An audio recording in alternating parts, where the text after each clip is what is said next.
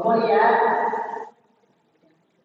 tahiyat atau tasyahud akhir ini hukumnya rukun dan termasuk daripada rukun qauli. Apa itu rukun qauli? Rukun yang mesti harus diucap. Tak boleh orang baca tasyahud akhir, orang baca tahiyat itu di dalam hati. Ya, Bu. Orang baca tahiyat tak boleh di dalam hati. Diam. Ya, itu mesti jangan yang masa kamu aja untuk ketemu. Ada yang mengaku, ada. Gua nggak tahu, gua tidak. Macam ini udah masalahnya bukan masalah yang lain-lain. Ini udah masalah ranah berkaitan tentang masalahnya ya. Ada jangan itu berarti beda-beda. Oh berarti orang kalau sudah kamu jalan ngomong dia udah ini itu adalah rasa ibadah jangan tidak. Tapi saya bilang kalau jalan ngomong mau dulu karena memang dari sana itu penting dan nggak boleh ada silencio dalam ibadah kita.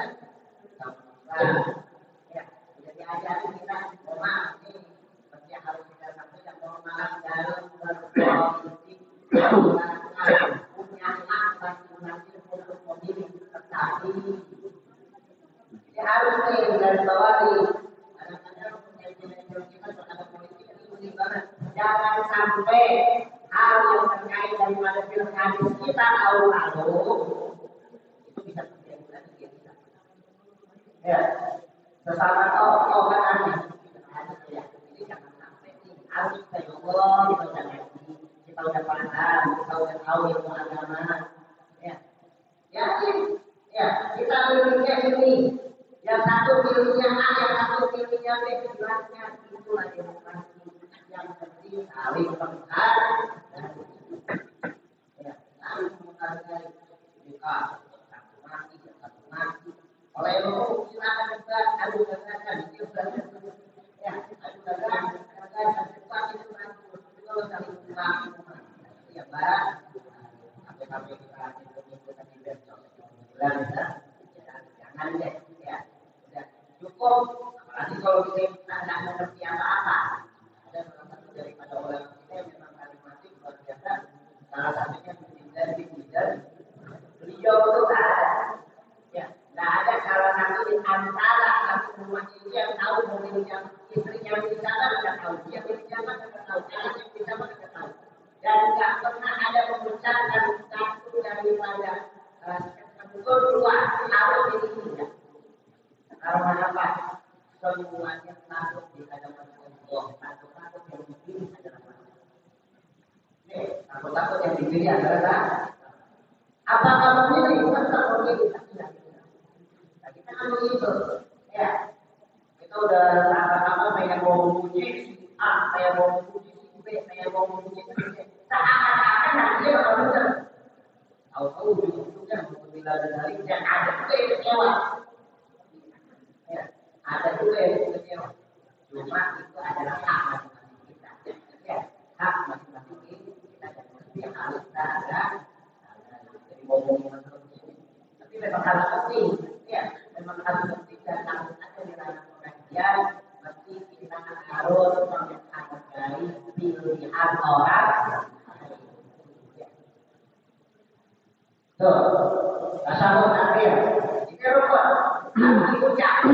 Ya, harus diucap. Enggak boleh di dalam hati khusus. Dari mulai bacaan tahiyatul mubarakatus shalawatut thayyibatulillah sampai innaka hamidun kudu diucap. Enggak boleh di dalam hati. Baik. Enggak boleh. Itu namanya baca dinamakan rukun qauli, rukun ucapan. Bukan Kalau menurut hati harus di dalam hati. Kita salah kata. Ini ya hati di dalam hati.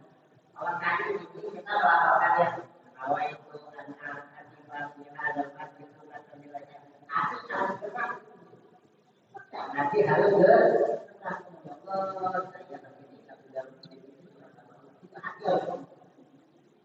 Ya, kayak orang misalnya dia sholat itu niat itu hukumnya wajib, rukun, namanya niat, rukunnya rukun qalbi, rukun hati. Ketika diucapin boleh, tapi itu hukumnya sunnah. Kalau diucapin tapi kagak niat di dalam hati, kagak sah sholatnya.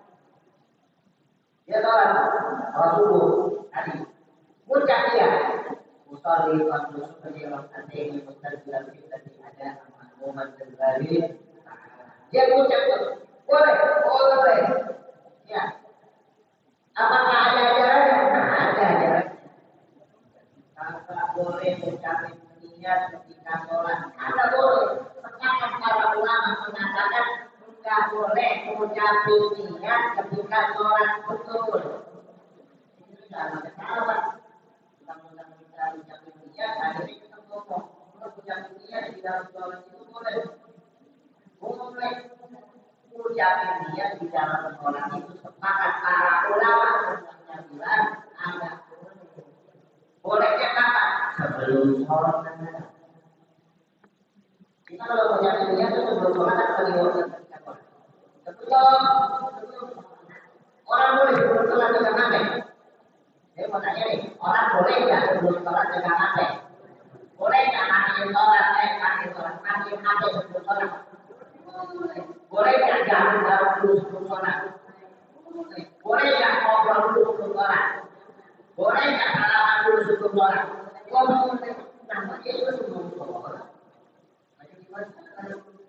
Kalau pas sholat berarti dia tak habis nanti dia ngomong. Tapi kalau sebelumnya ya. Kenapa kita mengucapkan niat? Penekanan di dalam hati kita untuk melanjutkan, untuk melaksanakan, untuk mendorong hati kita biar hati kita mantap. Iya. Biar hati kita mantap. Oke orang kadang-kadang kalau mau menyemangatkan diri, gimana?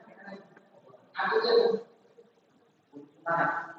Biar mati kesemangat itu semangat. Itu biar mati. Dia ucapin juga biar mati semangat. Ya, walaupun semangat itu bentuknya ya dari hati. Intinya di dalam hati. Kalau diucapin itu adalah sunnah sebagai pembunuh. Kalau dia dulu di dalam hati. Ya Allah, ya. Bacaku aku ingin melaksanakan sholat subuh fardu karena Allah. Ya. Aku ingin melaksanakan sholat subuh karena Allah. Ya. Fardu karena Allah. Kalau jadi makmum, jadi makmumnya makmum fardu karena kalau memang ya boleh ya, tapi ada Indonesia silakan karena memang yang itu di dalam hati. Ya orang sujud kita boleh nggak orang tidak sujudkan hamil dia doa banyak banget tapi doanya pakai bahasa Indonesia boleh. Tapi kalau pakai bahasa Indonesia doa di dalam hati. Dan perlu diketahui di dalam sholat jangan sekali-kali dagang. Dan sekali-kali apa itu dagang? Yang kita omongin urusan dunia kita. Kita omongin urusan dunia. Nah, kalau kita bisa ngomong Allah ketika sholat, jangan ngomongin dunia kita. Omongin kesan kita di dunia silakan, tapi jangan ngomongin dunia kita. Kalau kita banyak kan, ya ada masalah. Kalau kesan dunia kita punya masalah, kita punya kekuatan itu kan urusan dunia. Jadi perkara urusan dunia, tapi jangan ngomong dunia kita dengan Allah, saya berusaha, jangan berdagang di hadapan kita. Nanti kalau di luar sholat silakan, tapi kalau di dalam sholat jangan coba-coba berada di yang kita. Ya, jangan coba berada di tempat ketika kita dekat kepada Allah Subhanahu wa Ta'ala.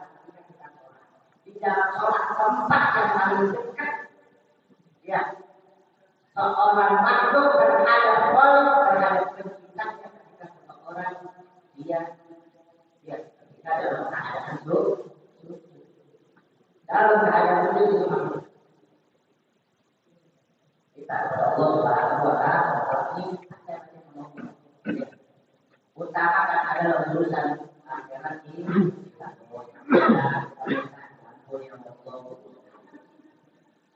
Urusan akhir kalau tidak nanti yang kata Imam Najar, Imam Al-Quran Najar di dalam kitab Al-Quran yang disebutkan lagi kata bangsa. Kalau emang tidak bisa nanti kurang banyak, tapi diajarin dulu banyak orang.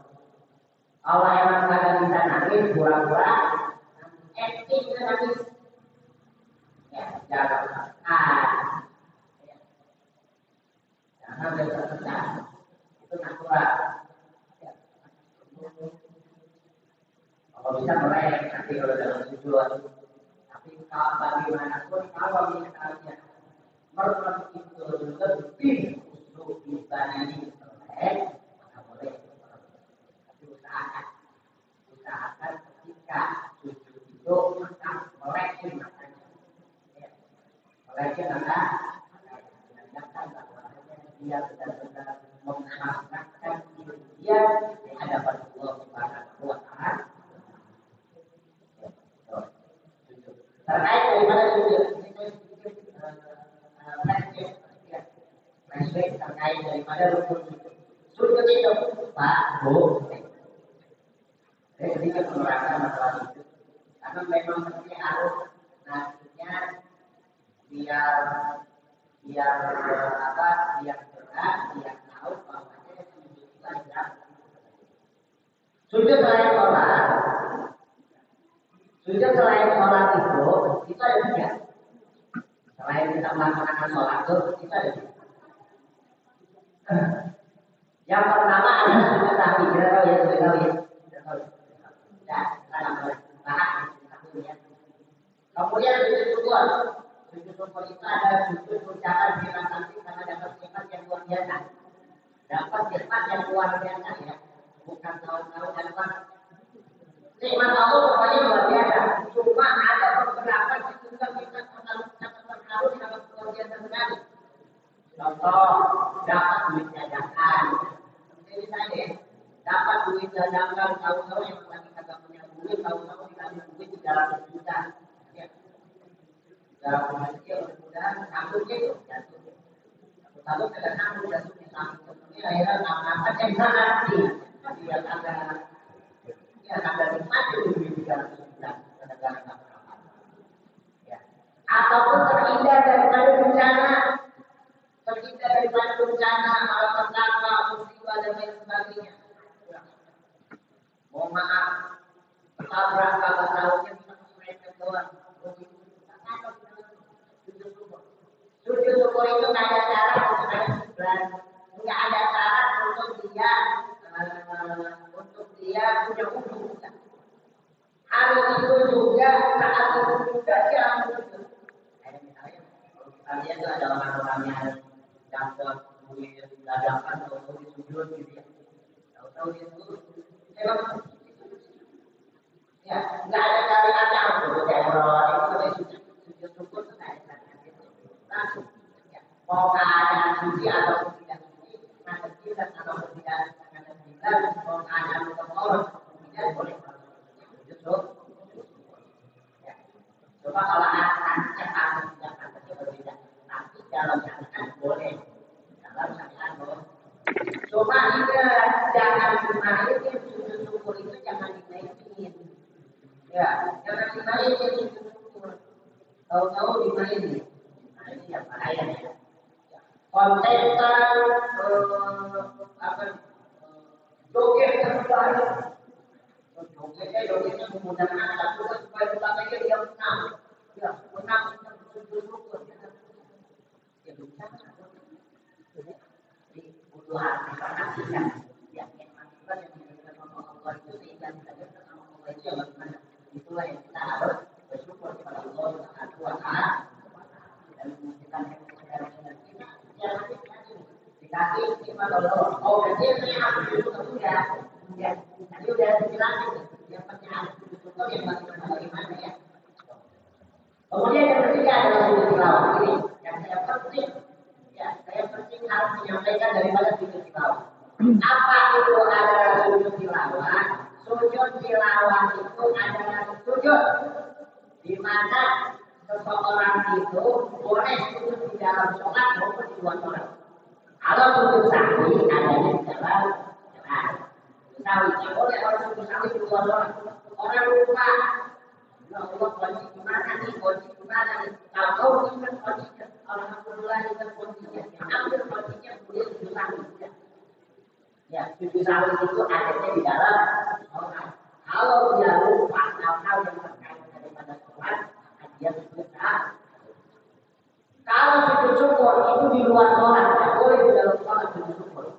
Ya, harus di luar sholat. Ya, kalau kita tadi itu yang sudah kita terangkan, tidak boleh sujud itu di dalam sholat. Tetapi sujud tilawah atau sujud sajadah itu boleh di dalam sholat ataupun di luar sholat. Kita praktekkan di dalam sholat. Di dalam sholat itu, ketika kita sujud tilawah itu sujud di mana ketika kita membaca ayat-ayat sajadah. Bu, tahu ayat-ayat sajadah nggak? Ya. Tahu ayat-ayat sajadah nggak? Ayat-ayat sajadah itu adalah ayat-ayat yang di mana ketika kita membaca ayat tersebut kita disunahkan, hukumnya sunnah ya. Kita disunahkan untuk sujud tilawah. Mengambil Al-Quran, kita ngambil Al-Quran itu ada tulisan ayat sajadah di samping. Ibu pernah lihat nggak kalau misalnya di dalam Al-Quran di samping ada huruf ain, pernah tahu? Pernah tahu nggak? Pak, pernah. Bapak ini di dalam Al-Quran, di dalam Al-Quran itu di samping Al-Quran ini bapak ini dia jawab ya, biar bapak tahu gitu. Biar saya juga paham, biar saya ngerti. Bapak pernah lihat atau tidak? Bapak ini kalau di dalam Al-Quran, bapak pernah lihat ya di samping Al-Quran itu, ya di luarnya di Al-Quran ya.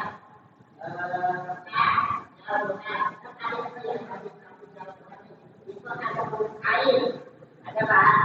Itu kan bapak lihat ada huruf ain. Huruf ain itu di mana kita berhenti. Kalau kita mau silakan itu. Kalau kita mau berhenti silakan di situ. Kalau saya mau berhenti lagi di ain selanjutnya, itu di ain selanjutnya. Itu kan bapak lihat huruf ain. Kalau huruf ain, insya Allah setiap beban ada. Tapi kalau ayat sajadah tidak setiap beban ada. Ayat sajadah di dalam Al-Quran itu ada 15 ayat. Bayangkan, Al-Quran itu ada 6.000 ayat. Bahkan Ibnu Abbas menyebutkan 6.646 gitu ya. Ada 6.000 ayat. Dari 6.000 ayat cuma 15 ayat. Cuma 15 ayat. Ada di dalam surat Al-An'am, ya. Di dalam surat Al-Rahman, di dalam surat An-Nahl, di dalam surat As-Sajdah, di dalam surat Al-Hajj. Bahkan Al-Hajj itu ada 2, dalam satu surat ada 2 ayat sajadah. Ada di dalam surat Al-Alaq itu ada begitu ya. Jadi kalau misalnya Bapak Ibu menemukan di samping ada tulisan ayat sajadah. Contoh misalnya Bismillahirrahmanirrahim. Anak boleh tahu ya, Bapak tahu ya. Itu pada akhirnya itu wajib waktu. Bapak nanti sudah kelar, Bapak lihat Al-Quran, lihat di dalam surat Al-Alaq akhirnya ada yang tulisan ayat sajadah. Orang kalau pengen mau benar-benar belajar itu gitu. Ya, kalau pengen benar-benar mau belajar itu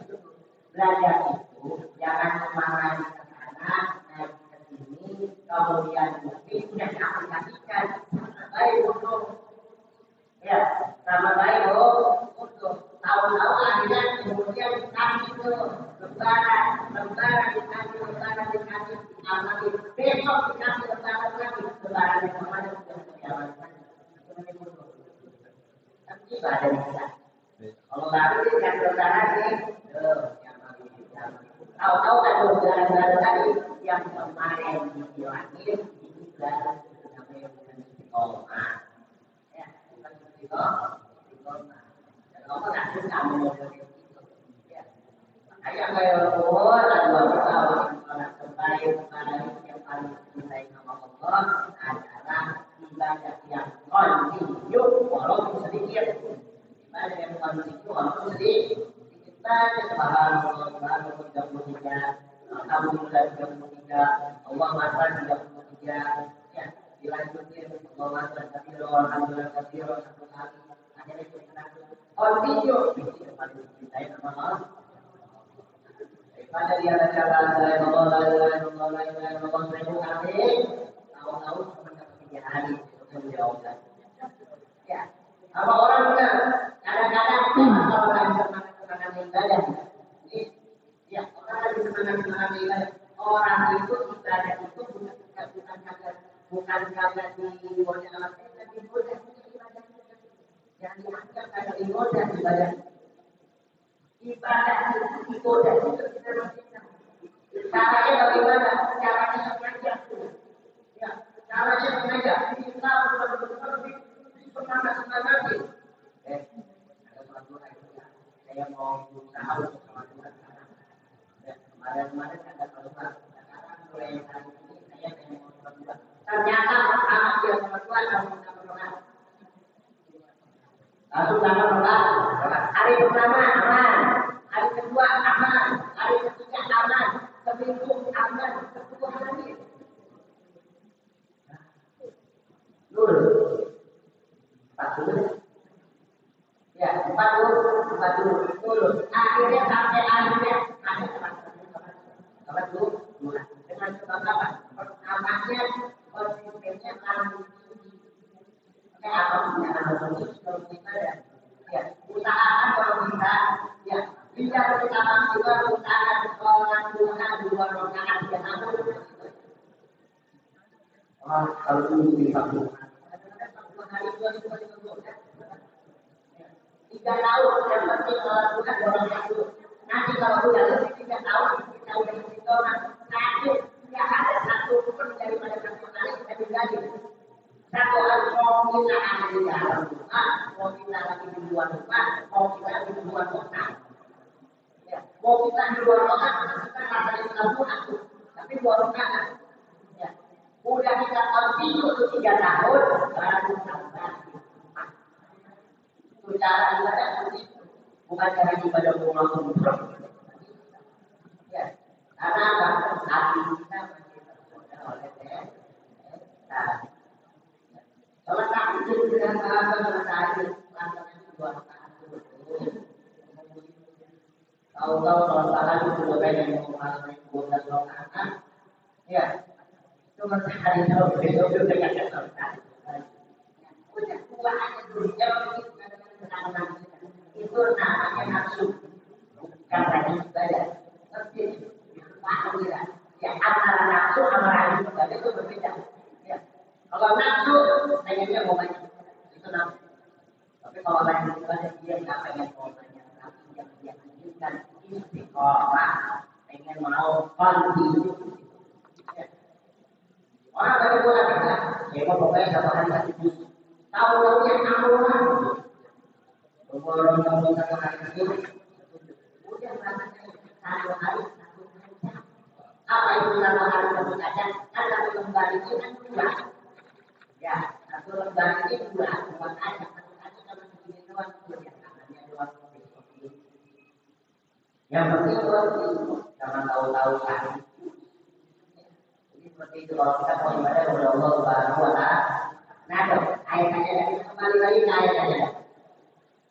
Ya, jadi syaratnya ketika ada ayat saja, kayak kita bisa wajud wasadir surat Al-Alaq ke surat Al-Alaq Rabbi kalian yang makan malam kali alam orang bukan abram ada yang ada dalam dalam dalam dan yang ada di masih bukan dalam doa Allah Ustaz dan ini lama di sampai akhir di akhirnya mau wajud wasadir langsung tuh. Ini kalau kita dijelasin model ayat saja ya ataupun tilawah di asalnya ketika ada orang katanya itu tilawah aliran betul. Padahal ngajinya kita kurang jauh, ngajinya kita kurang banyak. Pada akhirnya ngaji orang mulai. Ini kalau sampai ada orang yang kita lihat ngaji, tahu-tahu memang ada orang yang ngajinya dikalahkan orang-orang yang boleh yang berbeda warna dengan kita, tahu-tahu dia warnanya seperti itu, ataupun ada di satu masjid kita warnanya seperti itu, yang satu paham jadi berbeda pendapat, sedangkan kita namanya sama dia. Yang salah namanya yang salah ngajinya kita. Ya, yang salah ngajinya kita. Konteks ngajinya kita banyakkan mana? Ngomongnya ngaji, tapi apa yang dibahas dalam pengajian? Ngomongnya. Ini harus kita pahami, harus kita jelasin hal-hal yang semacam ini. Ayo mau ada apa itu, mau ada selamatan, kita harus selamatan ya. Bila selamatan ya, ada acara apa, acara persatuan, kita mungkin persatuan ya. Karena yang namanya kaji itu harus ada, tidak harus dia harus mendapatkan daripada ilmu agama itu yang namanya. Harus dapat ilmu itu namanya. Kalau kagak dapat ilmu, boleh dipakai. Ya, baca yasin, ya, baca maulid, baca tahlil, habis baca tahlil beramalan, baca Quran, baca. Ya, tapi kan itu dapat pahala, sudah pasti dapat. Dapat pahala sudah pasti dapat. Apalagi deh, tapi ya orang kagak jelas, ya, apalagi deh, dapat. Tapi ilmu belum tentu banyak. Orang yang ada di majlis ilmu pun tidak banyak orang yang ya, nah orang belajar. Ya bu, orang belajar nih, sama-sama kelas 3 ya bocah. Kalau kita berbeda, ada yang pintar, ada yang gagah, ada yang biasa-biasa aja. Makanya tuh ada tulisan di dalam orang. Oh ini punya pilihan satu, ya. Walaupun itu ada dua nilai. Ya, wali. Belum tentu nanti ketika dia dewasa, yang bukan aku lebih sukses daripada yang bukan belakang. Tapi kalau kita kayak di kalau kita lebih sukses, orang ini yang dapatnya begini, dia dapatnya begini, dia pahamnya begini, dia salah. Cuma ketika kita berada di pengajian, kita dapat ilmu, karena memang kita dapat ilmu, bukan dapat pahala. Ya. Orang salah kalau betul ilmu yang dapat pahala salah. Dapat pahala itu bukan gampang. Bahkan ya Rasulullah SAW mengucapkan inna malaikata yadkhuluna al-jannata bi bersih dari mana para malaikat ridho ya bagi orang-orang yang menuntut ilmu bersani daripada kaliannya dibersani saya. Ridho ikhlas dengan orang-orang yang menuntut ilmu apa yang dilakukan sama mereka. Tapi ikhlasnya berbalik. Jika hal-hal seperti itu kita dapat justru ilmu yang akan kita dapat. Terkait daripada sujud tilawah, kita belajar Adam ini apa nih? Kiblat ya. Saya di sholat terkait daripada sholat. Tapi yang kita sholat, kita baca di surat Al-Alaq. Yang kita tahu surat Al-Alaq ada banyak di bagian ayatnya, bagian ayatnya. Nanti di rumah cuma kita dibaca Quran, saya dapat cek, bisa Samping-samping ini mana yang saya banyak. Saya dari kota. Ya, ada tulisan saya, saja. Tulisan saja. Samping ya.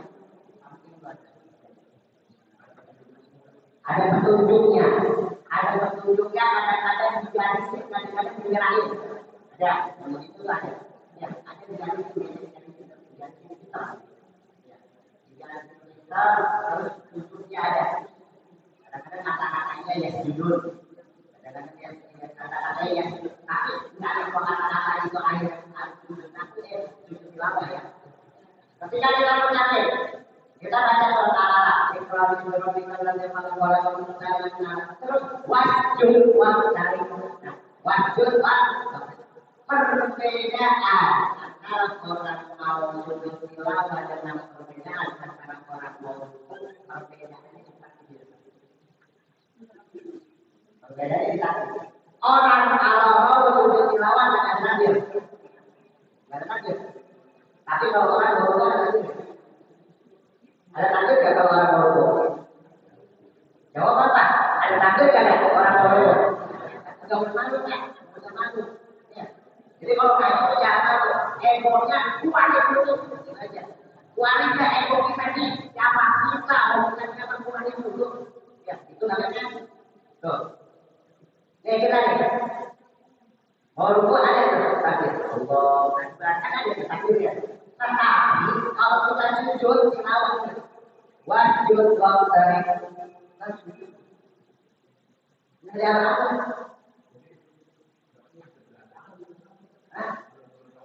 Iya, makanya kalau ada yang punya berantakan.